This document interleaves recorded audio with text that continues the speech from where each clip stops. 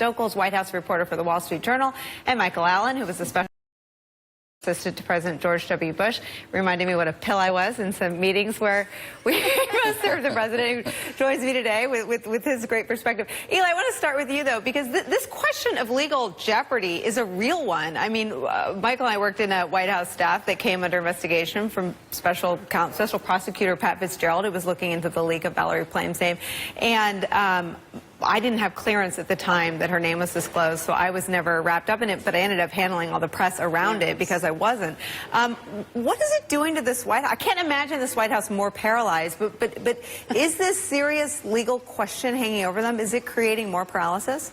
Yeah, I mean, they seem spooked. Just watching Sean Spicer the last couple of days, he doesn't want to really answer any questions or say anything, just referring, reporters to, well, we'll find out when the president says what he's going to do with the FBI director. We're going to refer all those questions about the Russia investigation to the outside counsel. The outside counsel, in my reporting, what I understand is that Kasowitz told Trump that he would take the job conditional on Trump agreeing to stop tweeting recklessly about these things. And if you fast forward to Kasowitz is the private lawyer. The private lawyer that Trump has retained, and that they're going to apparently be referring all these questions to him. Well, that's really going to be tested, as Julian Kent said, next week when Comey is on the Hill, because the Wall Street Journal's reporting is that Comey has been cleared to testify specifically about the conversations in which President Trump reportedly told him, I hope you can just let this Flynn thing go. That's the central piece of this potential obstruction of justice case that Robert Mueller may put together and may be looking at. But if he's on TV and that's what he's talking about, contradicting the president's own version of events and putting him at peril, I mean, we've seen this pattern of Donald Trump responding impulsively to a lot less than that. So what does it tell you that Bob Mueller has allowed Comey to testify? I mean, to all of us, I guess, on this narrow question of the president's role in to affect or shut down, the way I see it. I don't know how else you could view it. What does that tell us about Bob Mueller? That's a good question. I mean, this is a person who everybody has said is beyond reproach as a person who believes in the law. I mean, unlike Comey, who has been criticized from inside and outside the Bureau as someone who's a little maybe too conscious of his public image and of the perception of politics, people say Mueller is a guy who just plays it straight.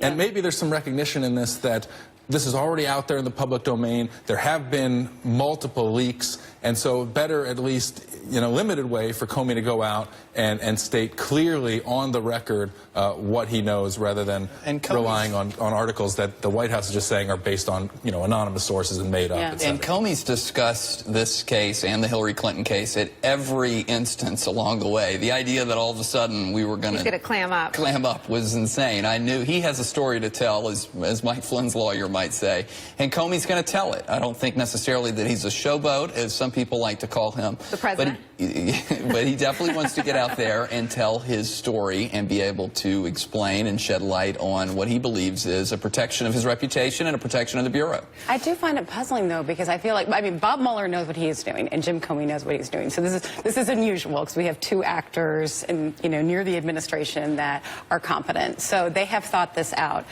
Maybe Comey's going to say, I never felt pressure that he was trying to thwart my investigation. I mean, maybe that's what Comey's going to say, and Mueller thinks... Do you seriously think that's what he's going to say? I don't, but maybe I find it odd that Mueller has said that it's okay to do. So, I think that we should think more broadly about what, Comey may surprise us.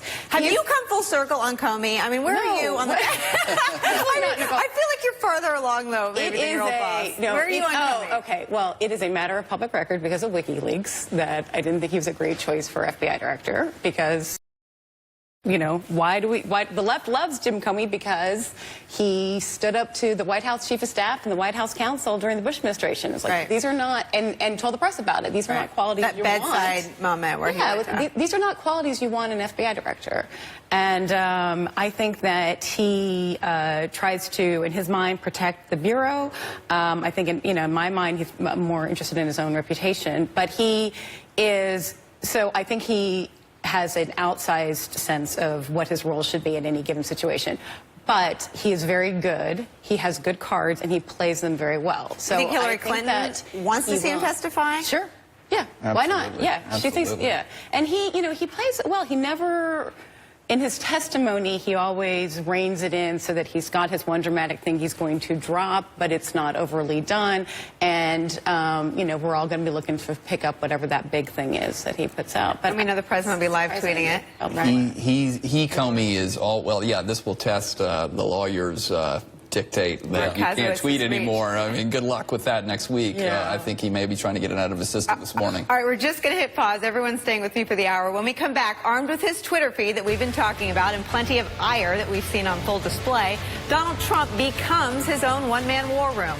Also, staffing up, the White House struggles to fill the jobs that people used to line up for in Washington.